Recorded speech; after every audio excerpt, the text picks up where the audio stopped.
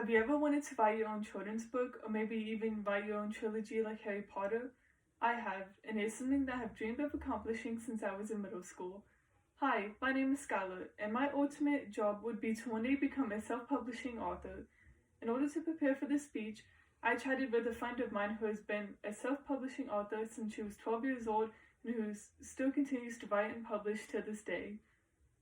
Today I'm going to talk about what a self-publishing author is, what the requirements and duties are for one, and the impact that the job has on America.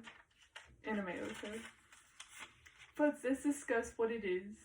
A self-publishing author is an author who publishes themselves through websites such as Amazon and Kindle instead of having a publishing agent to do it for them. I choose to talk about this job because it has been something that I have thought about doing for a while now. Now that you know what it is, let's look at what the requirements and duties are for one. In order to become a self-publishing author, there is no degree needed, no experience needed, and there are no qualifications.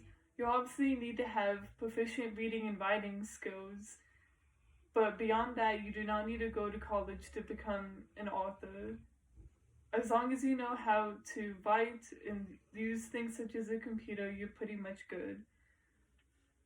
As far as how much they make, it varies between authors, but usually they make 40 to 60% royalties per book, compared to authors who publish through publishing agents who usually make between 10 and 30% royalties.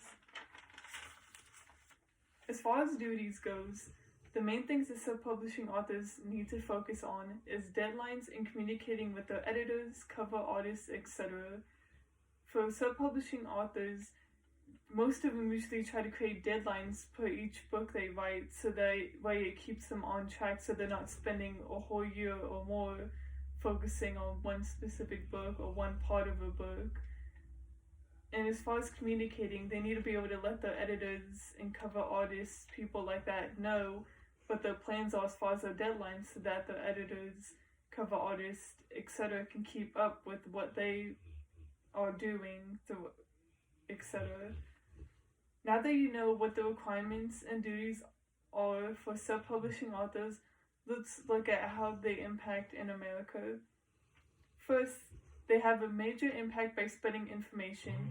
Nowadays, not as many people watch things like the news as they used to, and sometimes reading things on the internet or in books is the only way that they stay up to date on information or just how they learn information about certain things.